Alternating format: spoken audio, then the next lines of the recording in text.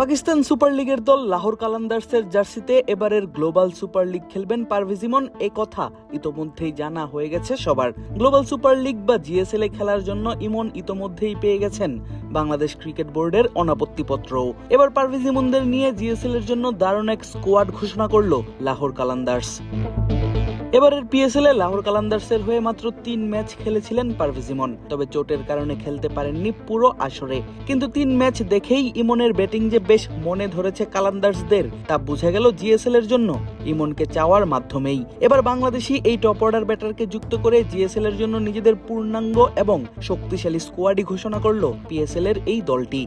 Caribbean দ্বীপপুঞ্জের গায়ানায় অনুষ্ঠিত হতে যাওয়া সেই টুর্নামেন্টে লাহোরের হয়ে খেলবেন মাইকেল ব্রেসওয়েল, শায়ান জাহাঙ্গীর ও ডোলানো পোর্টজিটারের মতো বিদেশি ক্রিকেটাররা। স্থানীয় ক্রিকেটার হিসেবে স্কোয়াডে আছেন আব্দুল্লাহ শফিক, মোহাম্মদ নাইম, শ্যামল হুসাইন, শাহাব খান, ফারহান ইউসুফ, আলী সাব্বির, উসামা মির এবং মেহরান মুমতাজ।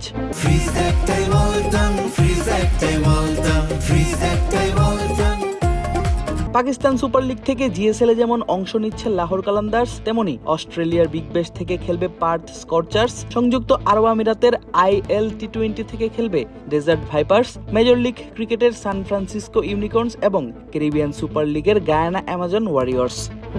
আগামী 23 জুলাই পর্দা উঠবে 5 দলের গ্লোবাল সুপার লিগের তৃতীয় আসরের। টুর্নামেন্টের সবগুলো খেলাই অনুষ্ঠিত হবে গায়ানার প্রভিডেন্স স্টেডিয়ামে। সেই মাঠেই 2 আগস্ট গড়াবে ফাইনাল। 23 জুলাই পার্থের বিপক্ষে ম্যাচ দিয়ে টুর্নামেন্ট শুরু করবে পারভেজ ইমনদের franchise Lahore Qalandars. 25 July desert vipers, 27 July Guyana Amazon Warriors এবং গ্রুপ পর্বের শেষ ম্যাচে তারা সান ফ্রান্সিসকো ইউনিকর্নের বিপক্ষে খেলবে 29 জুলাই।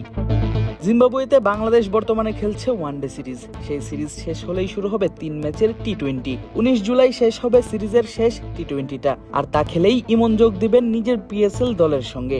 জিম্বাবুয়ে সিরিজের পর ইমনকে অনাপত্তিপত্র বা এনওসি দেওয়ার ব্যাপারটা ক্রিক ফ্রেন্সিকে নিশ্চিত করেছিলেন বাংলাদেশ ক্রিকেট বোর্ডের ক্রিকেট অপারেশনস কমিটির ইনচার্জ শাহরিয়ার নাফিস। পারভেজ ইমনকেও তো আমরা এনওসি দিছি সিরিজের পর থেকে।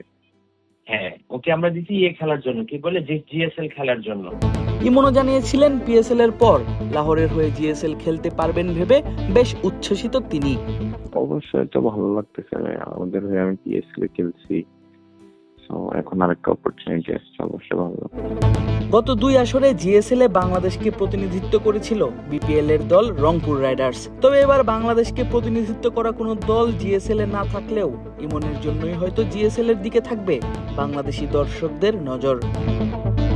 আদিব আশরাফ, ক্রিক ফ্রেন্সি।